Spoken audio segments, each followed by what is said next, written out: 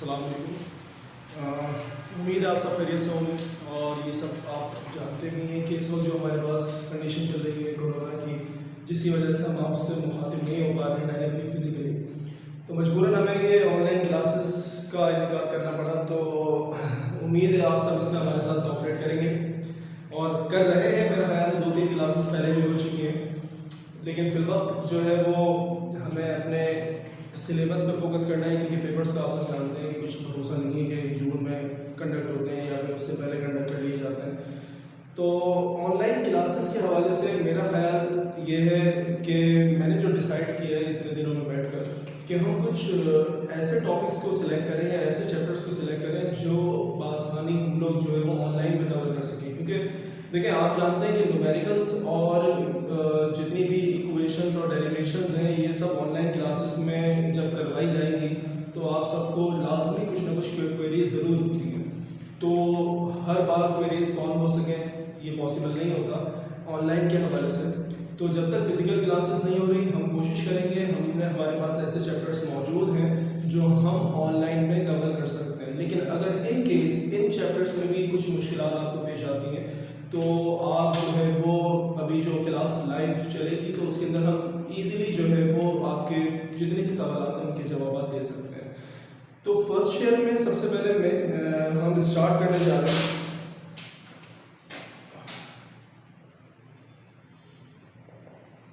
Chapter number 4। चूँकि chapter number 4 A section और B section दोनों में ही कवर नहीं हुआ है, तो इसलिए बेहतर यही है कि हम ये पढ़ें, क्योंकि इसमें न्यूमेरिकल्स नहीं है हमारे पास। चैप्टर नंबर 4 है हमारे पास केमिकल बॉन्डिंग। ये ऐसा चैप्टर है जो हम पहले भी पढ़ चुके हैं क्लास 9 में, तो इसलिए मेरे नज़दीक ये चैप्टर काफ़ी बेहतर है ऑनलाइन क्लासेस के हवाले से। लेकिन बस इसमें थोड़ी सी एडवांसमेंट हो चुकी है, तो इसलिए हमें लाजमी इसको ज़रा अच्छे तरीके से फोकस करना पड़ेगा। थ्योरी के लिहाज से बहुत इंपॉर्टेंट चैप्टर है, बहुत सारे सवाल इसमें से आते हैं। तो बिना वक्त ज़ाया कि हम डायरेक्टली स्टार्ट करते हैं चैप्टर 4 को, केमिकल बॉन्डिंग। तो बॉन्डिंग शुरू करने से पहले सबसे पहली चीज़ जो हमें पता होनी चाहिए वो ये कि what is a bond. Bond क्या होती है, हम इसको किस तरह से डिफाइन कर सकते हैं।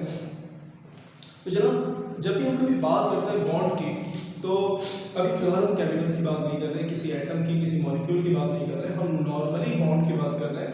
बॉन्ड से मुराद होती है कि जब भी कभी हम डेली लाइफ में भी दो चीज़ों को आपस में मिलाते हैं, तो उन दो चीज़ों को मिलाने के लिए हमें लाजमी किसी न किसी चीज़ को इस्तेमाल करना पड़ता है। फॉर एग्जांपल, हमें यूज़ करनी पड़ती है एल्फी। अगर दो नॉर्मल प्लास्टिक्स को मिला रहे हैं हम आपस में, या फिर कोई सी भी दो ऑब्जेक्ट्स को चिपका रहे हैं, हम एल्फी यूज़ करते हैं, हम सॉल्यूशन यूज़ करते हैं, मैजिक यूज़ करते हैं, और भी बहुत सारे हमारे पास रेडीमेड केमिकल्स आते हैं जिन्हें हम इस्तेमाल करते हैं दो चीज़ों को आपस में बाइंड करने के लिए। तो बेसिकली बॉन्ड है क्या?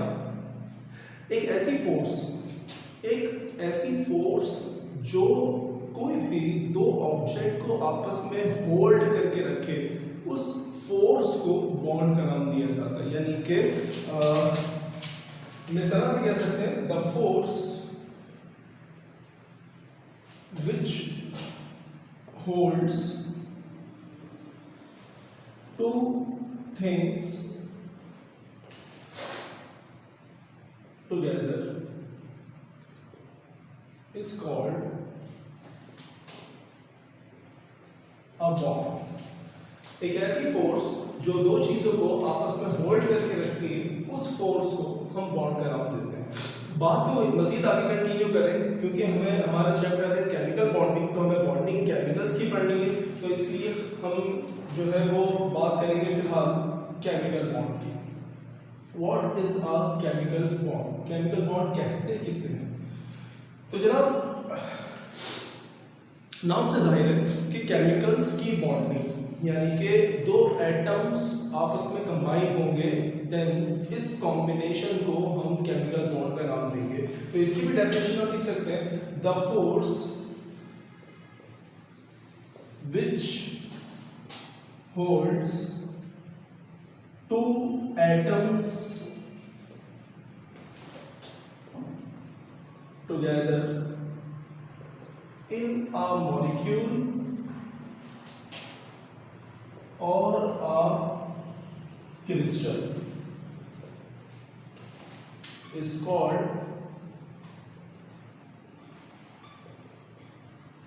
Chemical bond. देखिए डेफिनेशन के हिसाब से केमिकल बॉन्ड किसे कह रहे हैं हम? दो एटम्स को जब भी कभी आपस में बाइंड होना होता है तो उनको बाइंड होने के लिए लाजमी कोई ना कोई फोर्स ऐसी जरूर होती है जो उनको बाइंड कर रही होती है। तो जब भी कभी दो एटम्स को बाइंड करने के लिए जो फोर्स यूज होती है उस फोर्स को कहा जाता है कि ये केमिकल बॉन्ड है। जरा डेफिनेशन को मजीद एलाबोरेट करते हैं कि द फोर्स एक ऐसी फोर्स विच होल्ड्स जो थामे रखती है दो एटम्स को टुगेदर एक साथ। अब याद रखिएगा कि जब भी कभी दो एटम्स मिलते हैं आपस में तो या तो वो मॉलिक्यूल फॉर्मेशन करते हैं और या फिर वो क्रिस्टल की फॉर्मेशन करते हैं। अभी इस बात को जब हम अगली क्लासेस हम पढ़ेंगे जिनमें हम बॉन्ड के टाइप्स पढ़ेंगे तो उसमें हम इस बात को मजीद एलाबोरेट करेंगे कि मॉलिक्यूल कब बनता है, क्रिस्टल कब बनता है और क्या क्या प्रॉपर्टीज इसकी होती हैं। लेकिन फिलहाल ये हमारा टॉपिक नहीं है, इसको मजीद हम डिटेल में अभी फिलहाल नहीं जाएंगे। तो बस आप ये याद रखिएगा कि जब भी कभी दो एटम्स आपस में कंबाइन होते हैं तो वो या तो मॉलिक्यूल फॉर्मेशन करते हैं या फिर क्रिस्टल फॉर्मेशन करते हैं। कब कौन सी चीज की फॉर्मेशन होगी ये आगे चल के पढ़ेंगे। तो जब भी कभी दो एटम्स कंबाइन हुए, उन्होंने मॉलिक्यूल बनाया या क्रिस्टल बनाया व्हाटएवर, तो इन दोनों एटम्स को जो ताकत आपस में जोड़ के रखी हुई है उस ताकत को नाम दिया जाएगा केमिकल बॉन्ड का। तो इंशाल्लाह लाजमी इस बात को आगे एक्सप्लेन किया जाएगा कि मॉलिक्यूल और क्रिस्टल की क्या कहानी है। तो फिलहाल उम्मीद है इतनी बात हमारी समझ में आई होगी। केमिकल बॉन्ड की डेफिनेशन समझ में आई होगी कि बॉन्ड क्या है। बॉन्ड एक ऐसी फोर्स जो दो चीजों को जोड़ती है। केमिकल बॉन्ड क्या है? एक ऐसी फोर्स जो दो एटम्स को आपस में जोड़ के रखती है, उस फोर्स का नाम है केमिकल बॉन्ड। जैसे आसान तरीके से अगर बात करें, दो लोगों को आपस में कौन सी चीज जोड़ के रखती है जो एक दूसरे को नहीं जानते? कौन सी चीज है? तो आसान सा जवाब है कि वो एक रिलेशन होता है जिसे हम कहते हैं दोस्ती। ये दोस्ती है जो दो लोगों को आपस में जोड़ के रख रही है। तो ये जो ताकत है, इस ताकत का नाम दोस्ती दिया डेली लाइफ के अंदर। दो घर वालों को, जैसे कि फॉर एग्जाम्पल माँ और उसकी औलाद है, तो माँ और बेटे को आपस में जो जोड़ के रख रही है वही माँ और बेटे का रिलेशनशिप। यानी कि ये फोर्स जो दो लोगों को अट्रैक्ट किए हुए हैं, तो उस फोर्स को आप डिफरेंट नाम दे सकते हो। लेकिन जब हम एटम्स की बात करते हैं तो एटम्स के लिए हम उसको नाम देते हैं कि ये है केमिकल बॉन्ड। तो चलिए मजीद इसको आगे बढ़ाते हैं कि व्हाट इज केमिकल बॉन्ड। अब ये तो कहने की जरूरत नहीं है कि ये लिख लिया हुआ बिठा दो। चलिए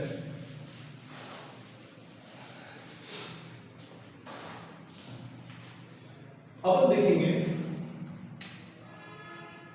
types of chemical bond. Chemical bond कितने किस्म की होती है? तो बेसिकली हमें ये सिखाया जाता है कि केमिकल बॉन्ड 3 किस्म की होती है। लेकिन केमिकल बॉन्ड 3 किस्म के नहीं होती। बेसिकली केमिकल बॉन्ड होती 2 ही किस्म की है, जिसमें नंबर 1 पहली टाइप है आपके पास आयोनिक बॉन्ड। इसे एक नाम और दिया जाता है जिसे इलेक्ट्रोवैलेंट बॉन्ड भी कहा जाता है, इलेक्ट्रोवैलेंट बॉन्ड। और केमिकल बॉन्ड की दूसरी टाइप है कोवलेंट बॉन्ड। तीसरी टाइप जो पढ़ी जाती है coordinate covalent bond. Basically coordinate covalent bond कोई केमिकल बॉन्ड की टाइप नहीं है, उसे कर दिया गया है। मतलब कई लोग इस चीज़ को मानते हैं कि भाई ये भी केमिकल बॉन्ड की टाइप है। लेकिन बेसिकली जब हम कोऑर्डिनेट कोवलेंट बॉन्ड को समझेंगे तो हमें ये बात समझ में आएगी कि वो दोनों चीज़ों का कॉम्बिनेशन है, यानी आयोनिक बॉन्ड और कोवलेंट बॉन्ड। इन दोनों बॉन्ड्स का कॉम्बिनेशन जब हम करते हैं तो हमारे पास कोऑर्डिनेट कोवलेंट बॉन्ड की फॉर्मेशन होती है। तो इसलिए फिलहाल याद रखिएगा कि आपके पास केमिकल बॉन्ड्स की 2 ही किस्में हैं, एक आयोनिक बॉन्ड और दूसरी कोवलेंट बॉन्ड। तो स्टार्ट करते हैं डायरेक्टली आयोनिक बॉन्ड से कि what is ionic bond. Ionic bond समझने के लिए पहले तो डायरेक्टली अगर हम आयोनिक बॉन्ड को समझने से पहले तो हम ये जानते हैं, समझते हैं कि भाई आखिर रीजंस क्या है, reasons of bond formation. Bond बनती ही क्यों है? बॉन्ड बनती ही क्यों है? सवाल तो ये है, क्या ज़रूरत पड़ेगी किसी एटम को बॉन्ड बनाने की, क्या ज़रूरत है अपने इलेक्ट्रॉन शेयर करने की, क्या ज़रूरत है इलेक्ट्रॉन लेने देने की। यानी ऐसे समझ सकते हैं इसको हम कि हम ये बात कर रहे हैं कि भाई कोई रिलेशन बनता ही क्यों है।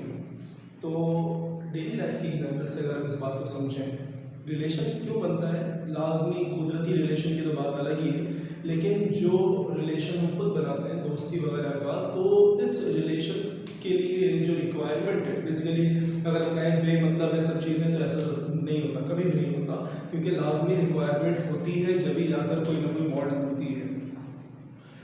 तो रिक्वायरमेंट कैसे हो सकती है? लाजमी कुछ चाहिए, सामने वाले के पास कुछ ऐसा है जो हमारे पास नहीं है, तो इसलिए बॉन्ड फॉर्मेशन हो रही है, इसलिए दोस्ती हो रही है। फॉर एग्जांपल आपको किसी का आदत पसंद आ रही है, किसी का लहजा पसंद आ रहा है, किसी की बात करने का तरीका पसंद है, किसी की कंपनी आपको पसंद है, या फिर आप कह रहे हैं कि बस आप किसी से इम्प्रेस हैं, उसकी किसी ना किसी चीज़ से आप इम्प्रेस ज़रूर हैं, तो आप जाकर उससे बात करते हैं, आपका दिल करता है कि मैं उससे जाके बात करूं, उसके साथ जाके बैठूं, उसके साथ रहूं पढ़ूं, तो आपको कोई ना कोई चीज़ ऐसी ज़रूर होती है जो अट्रैक्ट करती है। तो इसी तरह से अट्रैक्शन के लिए यहाँ पर भी, यानी दो एटम्स कंबाइन जो हो रहे हैं उनके लिए भी यहाँ ये बात ज़रूरी है कि रिक्वायरमेंट हो, किसी न किसी चीज़ की रिक्वायरमेंट हो। तो हमारे पास एटम्स क्यों बॉन्ड्स बनाते हैं, इसकी पहली वजह है, आसान लफ्जों में लिखूंगा, कोई लंबी बात नहीं करेंगे, कि to complete their valence shell. Simple सी बात, एटम बॉन्ड क्यों बना रहे हैं? हर एटम के अंदर वैलेंस शेल होता है। वैलेंस शेल किसे कहते हैं, हम उस बात को भी मज़ीद एक्सप्लेन कर लेते हैं ताकि थोड़ा महराज में नहीं, फिर भी जो भूल चुके हैं उनके लिए। वैलेंस शेल किसे कहते हैं? किसी भी एटम में मौजूद जो उसका लास्ट शेल होता है, उस शेल को वैलेंस शेल कहा जाता है। और वैलेंस शेल में जो इलेक्ट्रॉन्स मौजूद होते हैं, उन इलेक्ट्रॉन्स को वैलेंस इलेक्ट्रॉन्स कहा जाता है। और जितने इलेक्ट्रॉन्स मौजूद होते हैं, मींस क्वांटिटी ऑफ इलेक्ट्रॉन, इसे कहा जाता है वैलेंसी, उस एटम की वैलेंसी। तो आप ये देखें, पीरियोडिक टेबल की तरफ अगर आप देखें तो ये बात दिमाग में रखिएगा कि हर ग्रुप जो है, हर ग्रुप का नंबर बताता है कि उस ग्रुप में मौजूद जितने भी एटम्स हैं।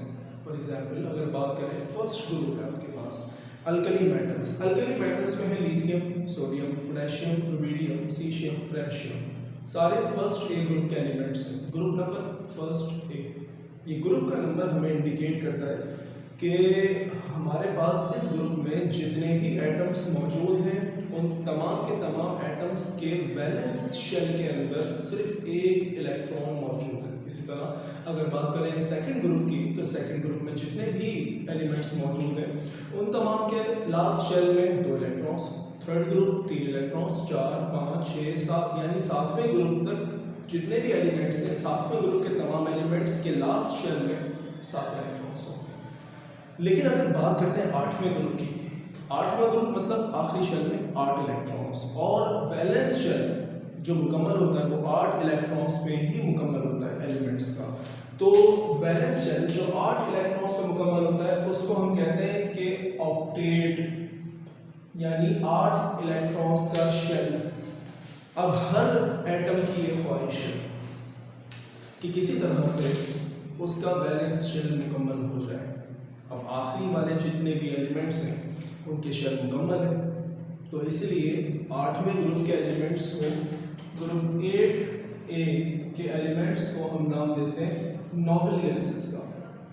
शरीफ गैस है भाई ये, या फिर इनर्ट कहते हैं।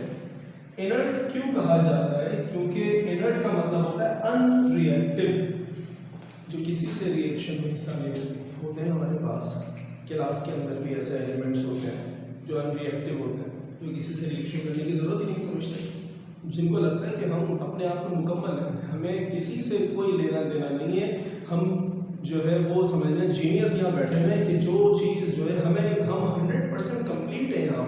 हमें ना किसी से बात करने की ज़रूरत, क्योंकि हमें ना नोट्स की ज़रूरत है, ना किसी से लेक्चर के भी पूछने की ज़रूरत है। वो कभी छुट्टी नहीं करेंगे, उन्हें पता है, और ना कभी क्लास मिस करेंगे, और जो वो पढ़ेंगे उन्हें 100% समझ में आएगा। जो इतना कॉन्फिडेंस लेकर बैठे होते हैं, तो ऐसे लोगों को इनर्ट बोल दिया करो, तुम्हें भी मज़ा आएगा और उन्हें भी सुनने में मज़ा आएगा कि उन्हें केमिस्ट्री का एक लफ्ज़ दिया गया है इनर्ट। तो इनर्ट मतलब होता है अनरिएक्टिव, जिनके शेल्स मुकम्मल होते हैं। तो इनर्ट होने का मतलब है कि वो किसी से रिएक्शन नहीं करेंगे। अब जो बाकी बचे हैं, देखिए टेबल के अंदर भी सिर्फ एक ही ग्रुप रखा गया है ऐसा जो इनर्ट है, बाकी सारे जिनके शेल इनकम्प्लीट है। तो जिनके इनकम्प्लीट शेल है वो क्या करेंगे, वो रिएक्शन करेंगे। क्यों कर रहे हैं रिएक्शन, वजह आपके सामने है। रीज़न क्या है बॉन्ड बनने का, कि वजह ये है कि वो चाहते हैं कि उनका आखिरी शेल मुकम्मल हो। मुकम्मल किस तरह से हो सकता है, या तो कोई देकर कर सकता है इलेक्ट्रॉन, यानी अपने इलेक्ट्रॉन जब देगा तो लास्ट शेल ख़त्म होगा, पिछला वाला मुकम्मल मिलेगा, वो तो मुकम्मल है ना।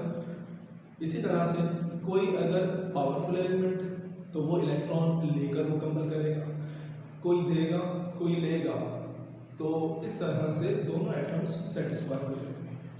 तो शेल मुकम्मल अभी आगे हम बॉन्डिंग जब पढ़ेंगे तो उसमें हमें मज़ीद क्लियर होगा कि शेल्स वगैरह के मुकम्मल करने का तरीका क्या होगा और किस तरह से होता है। लेकिन फिलहाल ये बात याद रखनी है कि शेल बॉन्डिंग क्यों होती है, क्योंकि हर एलिमेंट चाहता है कि उसका वैलेंस शेल मुकम्मल हो, पहली वजह। दूसरी वजह है हमारे पास to get stabilised by losing energy. याद रखिएगा, जब भी कभी एटम जब अपनी नॉर्मल स्टेट में होते हैं तो उनकी एनर्जी बॉन्ड बनने के बाद की एनर्जी से हमेशा कम होती है, सॉरी ज़्यादा होती है। मान लीजिए एक एलिमेंट है हमारे पास, एलिमेंट ए, इसकी एनर्जी है 5 जूल, एग्जाम्पल सही। एलिमेंट है बी, इसकी एनर्जी है 5 जूल। अब जब ये दोनों एलिमेंट्स आपस में कंबाइन होंगे, कंबाइन होने के बाद आपके पास एक नया एलिमेंट, नया मॉलिक्यूल बना ए बी।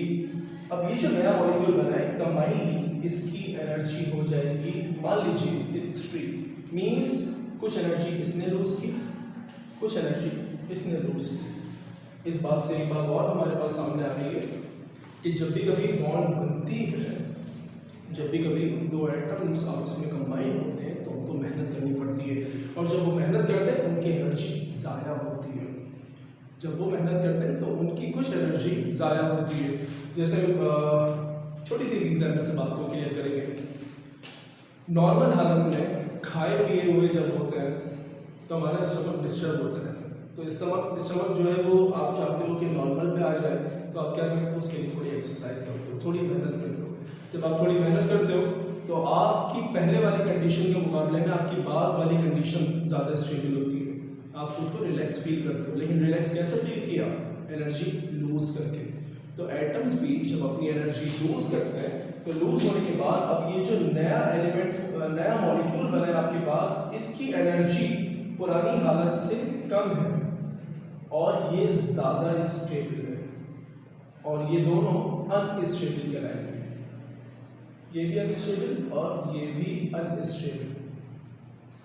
तो दूसरी वजह क्या है आपके पास बॉन्ड बनने की, एटम चाहता है खुद को स्टेबलाइज करना, यानी अपने लिए नॉर्मल मोड पे आना।